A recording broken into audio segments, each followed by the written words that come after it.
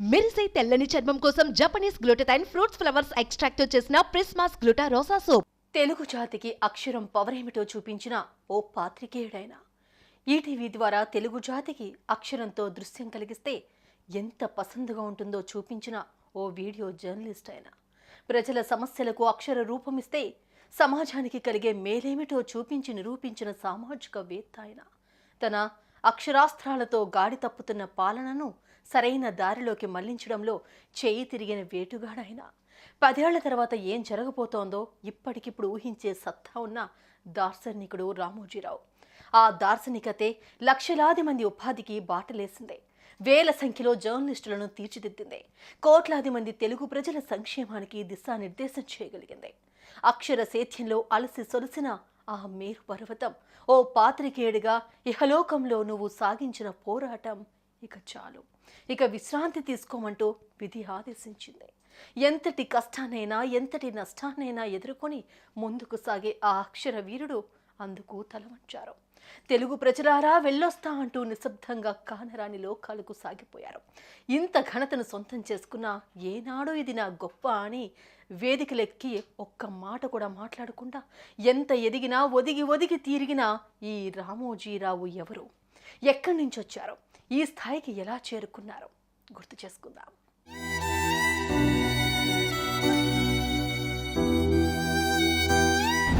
రామోజీరావు కృష్ణా జిల్లా పెదపారుపూడిలో 1936 నవంబర్ 16న రైతు కుటుంబంలో జన్మించారు.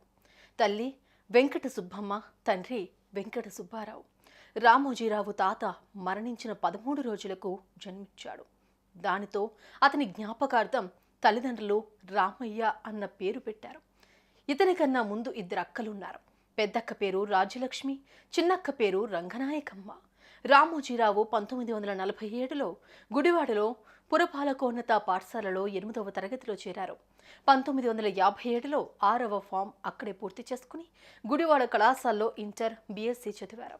గ్రాడ్యుయేషన్ పూర్తి చేసుకున్న తర్వాత ఉద్యోగం వేటలో పడ్డారు. అక్షర సరస్వతి కటాక్షాన్ని సహజ సిద్ధంగా సొంతం చేసుకున్న రామోజీరావు ఆ అక్షరాలను అద్భుతమైన పదాలుగా మార్చాలని, అవి 10 మంది నోటిలో నానాలన్న కోరికతో అడ్వర్టైజ్మెంట్ రంగంలో ఉపాధిని వెతుక్కున్నారు. 3 సంవత్సరాలు పనిచేసి 1962లో హైదరాబాద్ చేరుకున్నారు. అడ్వర్టైజ్మెంట్ రంగం ఆయన జీవితాన్ని కొత్త మలుపు తిప్పింది. వ్యాపార ప్రకటనలను అకర్ణీయంగా తీర్చిదిద్దే క్రమంలో వాటి పూర్వాపరాలు తెలుసుకోవడం తెలియని మేలు చేసింది. 1962లో ఆయన ఏర్పాటు చేసిన మార్గదర్శి చిట్ ఫండ్ పొదుపు ప్రపంచంలో ఓ విప్లవం సృష్టించింది.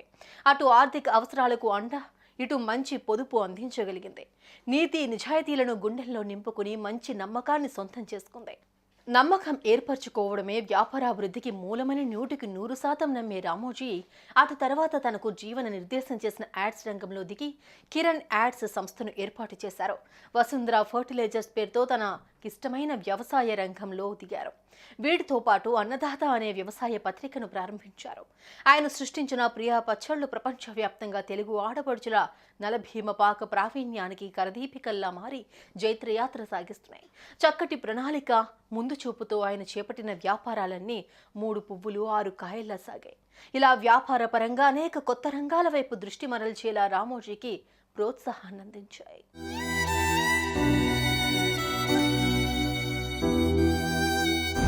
సామాన్య మానవుడికి అవసరమైన ప్రతి ఒక్కటి తమ సంస్థల ద్వారా అందివ్వాలన్న రామోజీ ఆలోచన సూపర్ సక్సెస్ అయింది.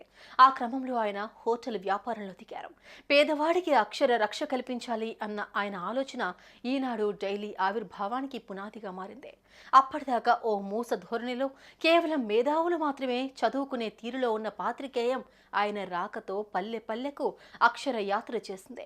ప్రతి జిల్లాకు ఓ ప్రత్యేకమైన ఎడిషన్ ఉండాలన్న ఆలోచన ఈనాడు గమనాన్ని జెట్ స్పీడ్లో ముందుకు నడిపించింది. ఆ క్రమంలో ఎంతో మంది గ్రామీణ విలేకరులకు గౌరవనీయమైన ఉపాధి దొరికింది. ఎంతో మంది విద్యావంతులను జర్నలిస్టులుగా తీర్చిదిద్దింది. ఈ రోజు పేరుపడ్డ అన్ని వార్తా సంస్థల్లో నాడు ఈనాడు ఈటీవీలో పనిచేసిన వారే అగ్రస్థానాల్లో ఉండటం అన్నది ఎవ్వరూ కాదనలేని నిజం.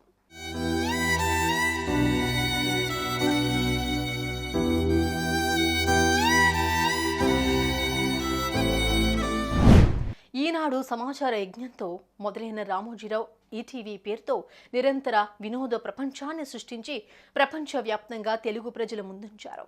తెలుగు రాష్ట్రాల సమగ్ర సమాచార దృశ్యమాలిక ETV Andhra Pradesh, ETV తెలంగాణలకు ఊపిరిపోశారు.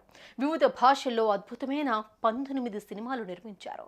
Ramoji film city పేరుతో ప్రపంచ స్థాయి ఫిలిం స్టూడియో నిర్మించి అటు సినిమా ఇండస్ట్రీకి ఉపయోగపడేలా ఇటు సామాన్య ప్రజలకు పర్యాటక ప్రపంచంలా తీర్చిదిద్ది ఓ చరిత్ర సృష్టించారు. తాజాగా ఈటీవీ విన్ పేరుతో ఓటీటీలోకి ఆయన రంగప్రవేశం చేశారు. ఏ వ్యాపారం చేసినా, ఏ రంగంలోకి అడుగుపెట్టినా ముందుగా ఎంతో ఓపికగా ఓ ప్రణాళిక సిద్ధం చేసుకోవాలి. పక్కాగా సిద్ధం చేసుకున్న ఆ ప్రణాళికలో 1-2% మార్పులు తప్ప పెద్దగా మార్పులు లేకుండా ఉండేలా ఆ ప్లాన్ ఆఫ్ యాక్షన్ ఉండాలి. వ్యాపారంలో నమ్మకం పెంచుకోవాలి. రాసే ప్రతి అక్షరం ప్రజాపయోగంగా మారాలి.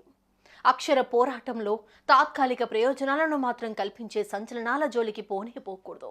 ఇలా ఎన్నుకున్న ప్రతి రంగంలోనూ తను గుండెల నిండా నమ్మిన సిద్ధాంతాలను 100% అమలు చేయడం ద్వారా విజయవంతమైన వ్యాపారవేత్తగా అక్షర యజ్ఞంలో మేరు నగధీరుడిగా నిలిచి గెలిచారు. 88 ఏళ్ల ప్రాయంలో ఇక సెలవంటూ రామోజీ తిరిగిరాని లోకాలకు ఏగిపోయారు.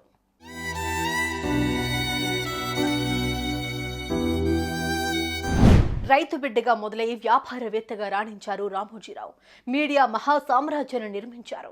ఖచ్చితమైన వార్తలు అందించడమే లక్ష్యంగా ఆయన ప్రయాణం సాగింది. ఆయన ఎప్పటికీ తెలుగువారి గుండెల్లో నిలిచిపోతారు. ఆఖరి క్షణం వరకు ప్రజా శ్రేయస్సు కోసమే పరితపించారు. చివరి క్షణం వరకు పనిలోనే విశ్రాంతి సిద్ధాంతాన్ని పాటించిన మహనీయుడు ఇప్పుడు శాశ్వత నిద్రలోకి వెళ్ళిపోయారు. సుమన్ టీవీలో మీ పర్సనల్ అండ్ బిజినెస్ ప్రమోషన్స్ కోసం కింది నెంబర్కి కాంటాక్ట్ చేయండి.